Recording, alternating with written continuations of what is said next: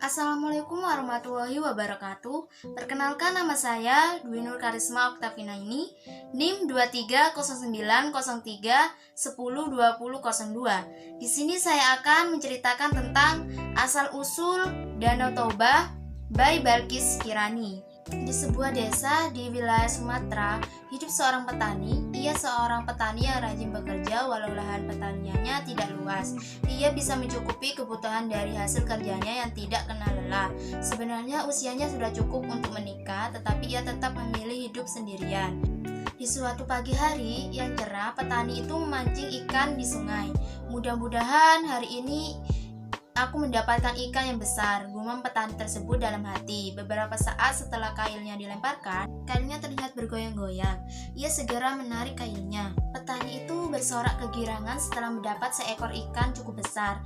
Ia takjub melihat warna sisik ikan yang indah. Sisik ikan itu berwarna kuning emas kemerah-merahan. Kedua matanya bulat dan menonjol, mencamarkan kelihatan yang menakjubkan. "Tunggu aku, jangan dimakan." Petani tersebut terkejut mendengar suara dari ikan itu. Karena keterkejutannya, ikan yang ditangkapnya terjatuh ke tanah. "Jangan takut, Pak. Aku juga manusia seperti engkau. Aku sangat berhutang budi padamu karena telah menyelamatkanku dari kutukan dewata," kata gadis itu. "Namun putri, aku tidak keberatan menjadi istrimu," kata gadis itu seolah mendesak. "Namaku Putri, aku tidak keberatan untuk menjadi istrimu," kata gadis itu seolah mendesak. Petani itu pun mengganggu. Maka jadilah mereka sebagai suami istri. Namun ada satu janji yang telah disepakati, yaitu mereka tidak boleh menceritakan bahwa asal-usul putri dari seekor ikan. Jika janji itu dilanggar, maka akan terjadi petaka dahsyat.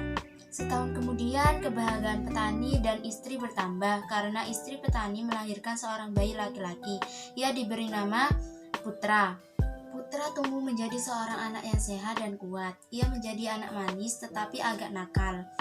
Lama-kelamaan, Putra selalu membuat jengkel ayahnya. Jika disuruh membantu pekerjaan orang tua, ia selalu menolak. Pada suatu hari, Putra mendapat tugas mengantarkan makanan dan minuman ke sawah di mana ayahnya sedang bekerja, tetapi Putra tidak memenuhi tugasnya. Petani menunggu kedatangan anaknya sambil menahan haus dan lapar. Ia langsung pulang ke rumah. Dia lihat putranya sedang bermain bola. Petani menjadi marah sambil menjewer kuping anaknya. Anak tidak tahu diuntung, tidak tahu diri, dasar anak ikan. Setelah petani mengucapkan kata-katanya, seketika itu juga anak dan istrinya hilang lenyap tanpa bekas dan jejak. Dari bekas injakan kakinya tiba-tiba menyemburlah air yang sangat deras dan semakin deras. Desa petani dan desa sekitarnya terpendam. Semua air meluap sangat tinggi dan luas sehingga membentuk sebuah telaga dan akhirnya membentuk sebuah danau. Danau itu akhirnya dikenal dengan nama Danau Toba, sedangkan pulau kecil di tengahnya dikenal dengan nama Pulau Semisor. Pesan moral dari cerita asal-usul Danau Toba yaitu, jadilah seseorang yang sabar dan bisa mengendalikan emosi, dan juga jangan melanggar janji yang telah kita buat atau ucapkan.